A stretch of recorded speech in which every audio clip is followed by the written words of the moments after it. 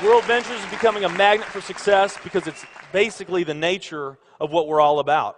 It's hard to believe how much ground we've covered in such a short period of time. You know, in our first year, we did about 15 million in sales.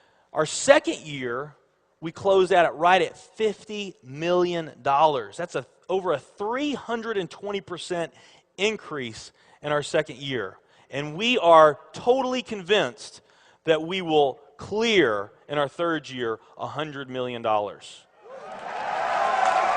And I'll tell you what's going to happen much faster than you might imagine is that we're going to become a $1 billion company. And some of you, especially the people newer to our company, you might find that hard to believe, or you think, you know, it's pretty outrageous goal. If you've really taken the time and you've studied companies that have achieved that level of success, what you found is that it's rare that a company that invents a brand new product or introduces into a brand new product segment has that type of success. What's more common, where you see these companies that achieve this mega success, it's companies that enter an industry that's already very, very large, also very competitive. They do something just a little bit different, and they carve out a small little piece of a really big pie, and with that small little piece, they become over $1 billion a year company.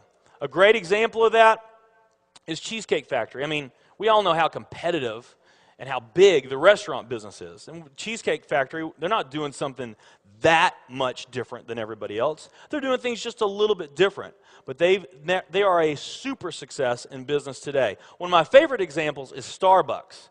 I mean, how long has the coffee industry been around, and how big is the coffee industry? Okay, I mean, how many companies sell coffee? Starbucks, doing it just a little bit different. They carved out their piece, and now they're a multi-billion-dollar company. And I got a little demonstration that I want to show you that I think is kind of fun.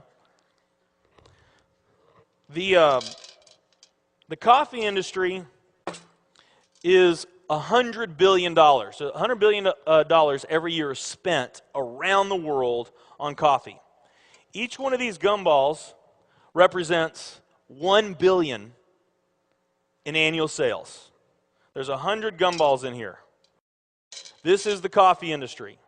So Starbucks, if they want to, let's say they're brand new and they're starting out, and they've got this goal to become a $1 billion company, they need to carve out 1% of that pie.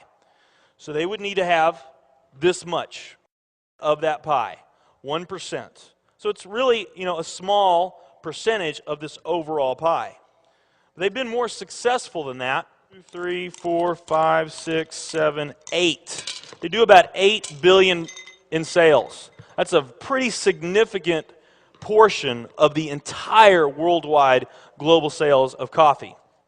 The nutrition industry is $226 billion every year is spent on nutrition. So again, each one of these gumballs represents $1 billion in sales. So here's the coffee industry, here's the nutrition industry. And by the way, you may not know this or not, but over half of all the network marketing companies on the planet today, they're nutrition companies. Now let's talk about the travel industry.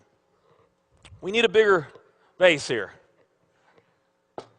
All right, here's the travel industry.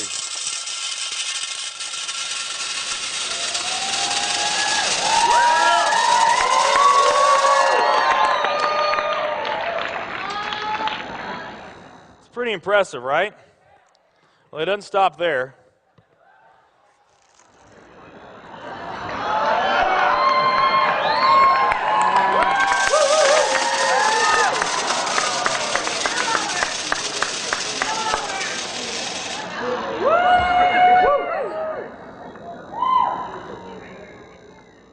That's pretty big, right?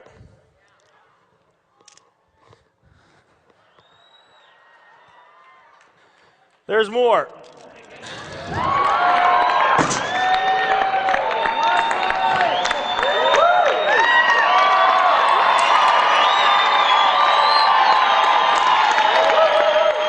But wait, there's more.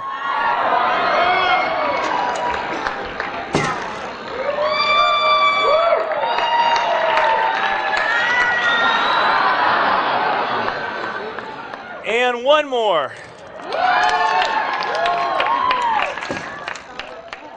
All right. So here's coffee. Here's nutrition, the entire nutrition industry. Here's travel.